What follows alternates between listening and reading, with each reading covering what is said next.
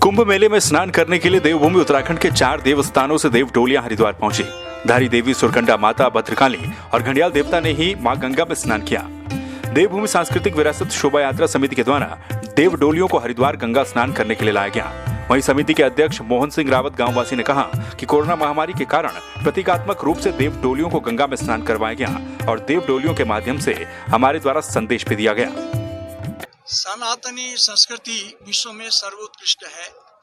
यहाँ की लोक संस्कृति देवभूमि की, ये उसकी जो देव देवताओं की डोलियां हैं, निजा निशान है। इसका भव्य दिव्य कार्यक्रम 2010 से 2016 में हुआ और अब इसमें 2021 में होना था, परंतु कोविड के कारण यह प्रतीकात्मक किया गया और ये संदेश देते हैं कि हमारी लोक संस्कृति का संरक्षण संवर्धन हो, भक्ति, विश्वास, श्रद्धा और अध्यात्मकता को प्रोत्साहन मिले।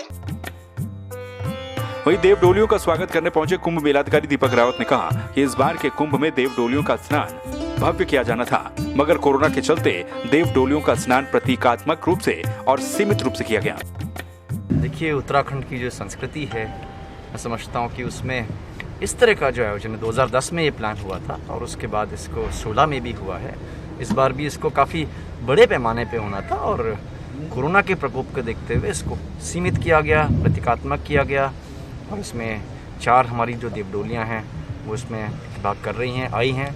लेकिन इसमें जो हमारी आयोजक मंडली है उनका बहुत ही अच्छा काम रहा है। इसकी जो प्लानिंग पिछले 2 महीने से चल रही है, जहाँ जहाँ पे भी देवडोलियाँ हैं सबसे संपर्क किया गया, सबको आना था।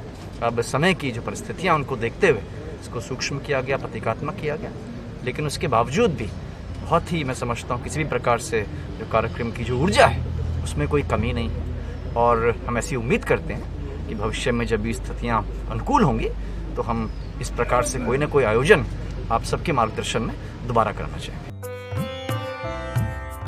कोरोना का असर कुंभ मेले पर भी देखने को मिला। देव डोलियों के स्नान पर भी इसका असर पड़ा, लेकिन बावजूद इसके जब देव डोलियां हर की पैड़ी ब्रह्मकुंड पर पहुंची तो वहां का नजारा भी अद्भुत रहा। संवाद 365 के लिए हरिद्वार से नरेश तोमर की रिपोर्ट।